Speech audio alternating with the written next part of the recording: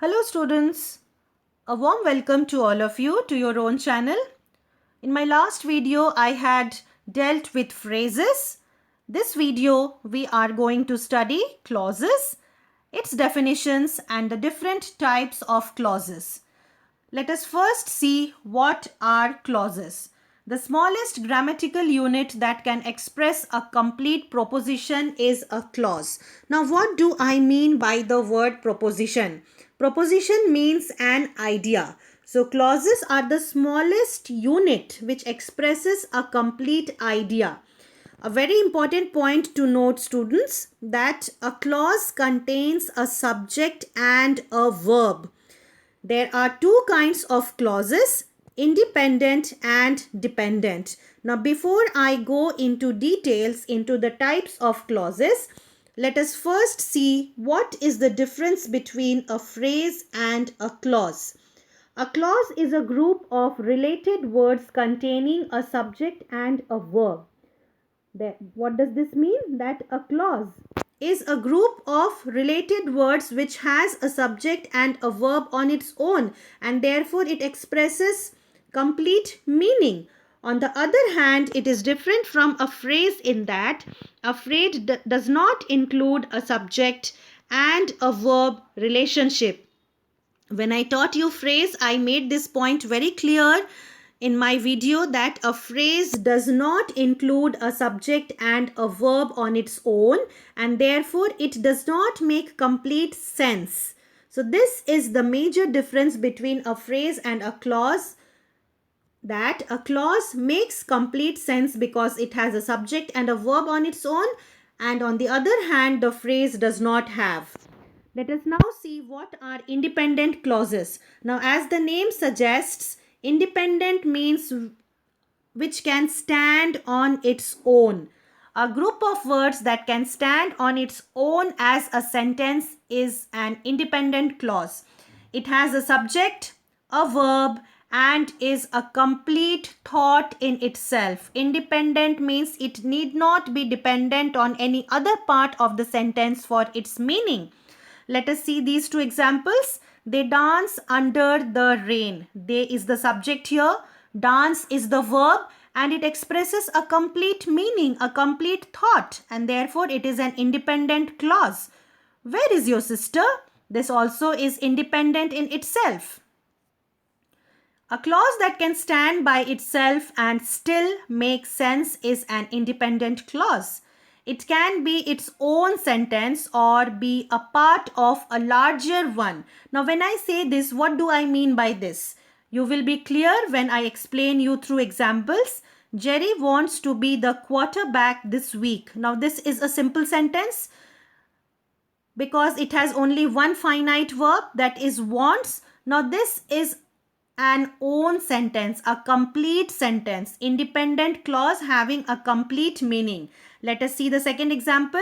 Jerry wants to be the quarterback this week. This is one sentence.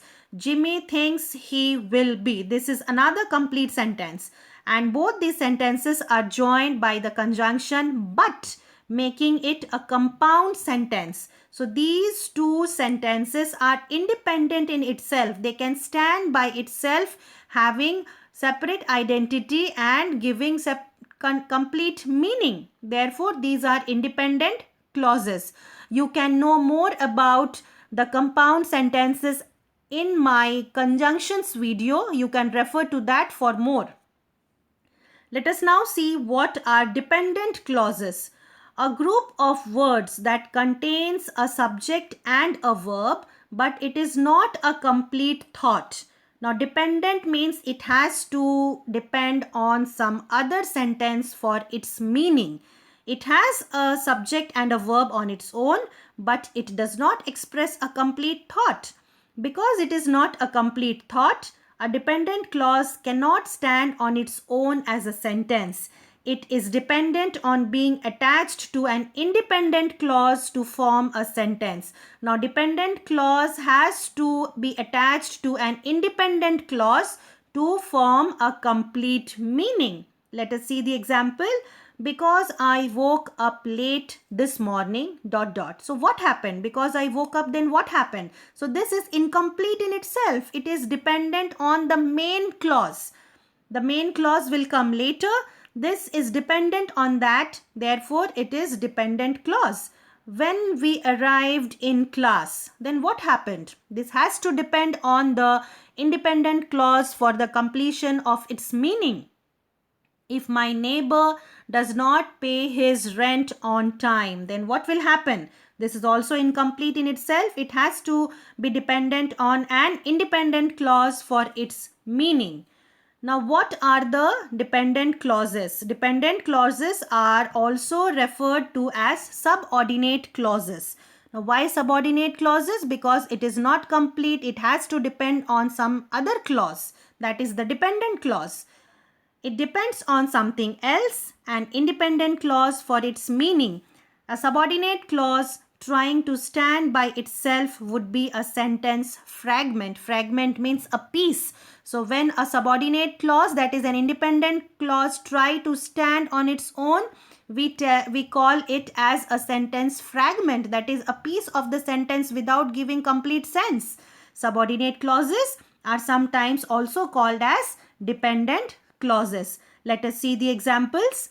While the kangaroo crossed the road, the tourists stayed inside their cars. Now, the highlighted portion is the subordinate clause because it is incomplete. It has to depend on the next part of the sentence, that is the independent clause. The man who is coaching that team is my father. Who is coaching that team? That is incomplete in itself. It has to depend on the remaining portion of the sentence for its meaning, therefore making it a subordinate clause. What the team needs now is championship. Subordinate clauses can come as an adjectives, adverbs, or even nouns. Let us now see the types of dependent clauses. It can be divided into 4 major types: adverb clauses, noun clauses, relative clauses, and participle clauses. Let us first see what are noun clauses. A noun clause is a subordinate clause that functions as a noun. Now, as I already told you, these are the subparts of the dependent clauses, that is the subordinate clause. We all know what is the function of a noun. You can refer to my nouns video for more of that. So this clause has the functions of a noun. It can do anything a noun can do. What a noun can do? A noun can be a subject, it can be a predicate, it can be nominative, or it can also be a direct object. Words that introduce noun clauses are how, if, that, what, whatever, when, where, whether, which, who, whoever, whom, whoever, whose, why. It will be clear to you children when you see the examples. The big question is whether he will finish the marathon. Whether he will finish the marathon acts as the noun in this sentence, but it is subordinate. It has to depend on the big question is. Therefore, it is a noun clause.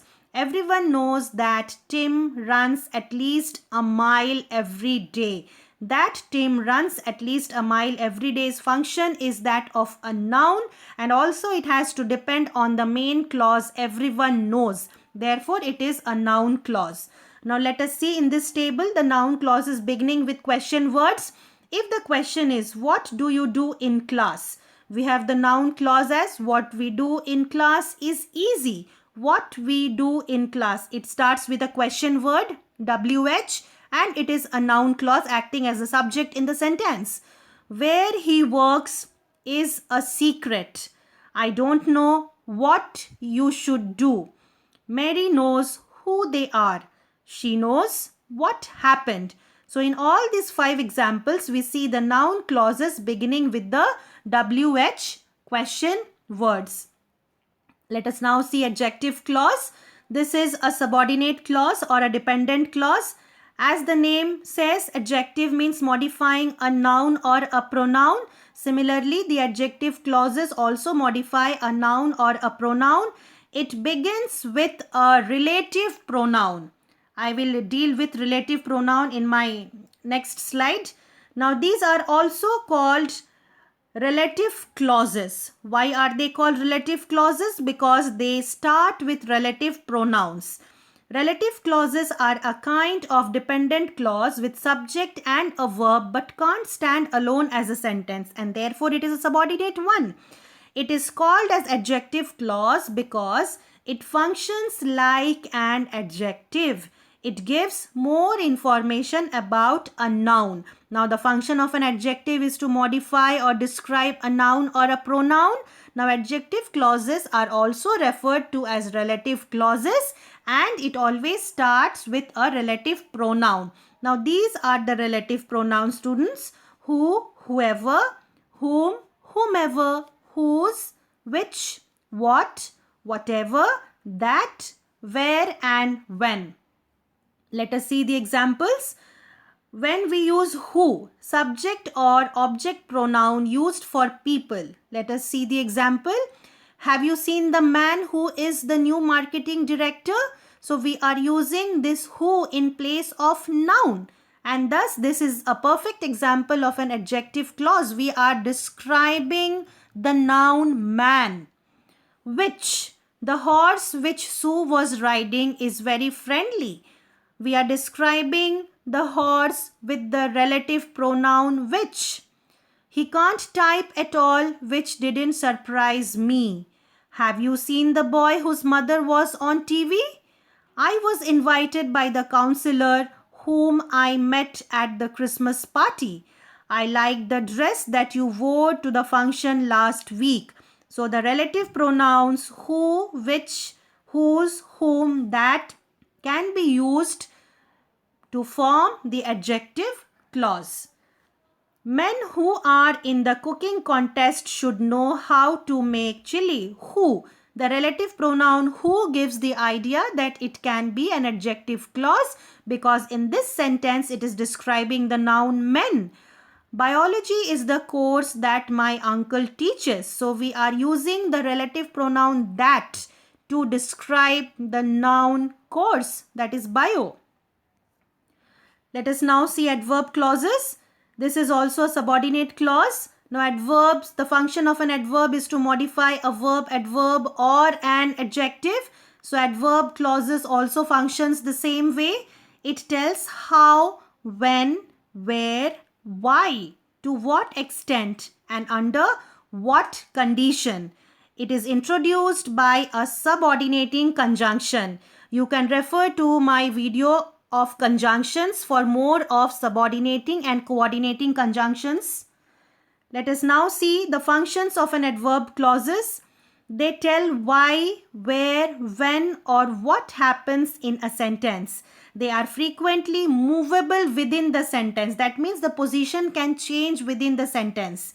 Example, when the timer rings, we know the cake is done, or we know the cake is done when the timer rings. So in both the sentences we see when the timer rings can be used either in the beginning or in the remaining part of the sentence, and it is used to qualify the verb ringing. When the timer rings, we know the cake is done, and therefore it is an adverb clauses.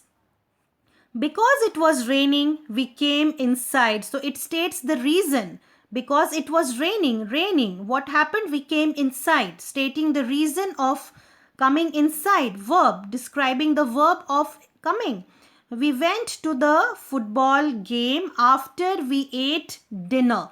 After we ate dinner, that is describing time. After we had finished the action of eating. That is qualifying a verb again. Therefore, it is an adverb clause. Let us now see how are they used. When it is an adverb of place, we use the verb where. Where there are computers, there is Microsoft software. Adverb of time is when. After the fruit is harvested, it is sold to the market. Cause. Cause means reason. Why? I didn't call her because I am shy. Purpose. What was the reason for doing that? She took a computer course so that she could not get a better job. Concession. Why is this unexpected? Although Jay has a master degree, he works as a store clerk. Condition. Under what conditions? If you save your money, you will be able to go to college. So these all are the examples of subordinating conjunctions and also complex sentences and functioning as describing a verb. Therefore, these are adverb clauses. You can find the links of my conjunctions video and the phrases video here. You can watch that video for better reference, children. Please do watch and also tell your friends to subscribe to my channel. I hope this video will be useful for you. Please do subscribe to my channel, like and share. You can comment in the comment area. The links of other videos are given in the description box. Till we meet again, goodbye. Take care. Have a good day. God bless you.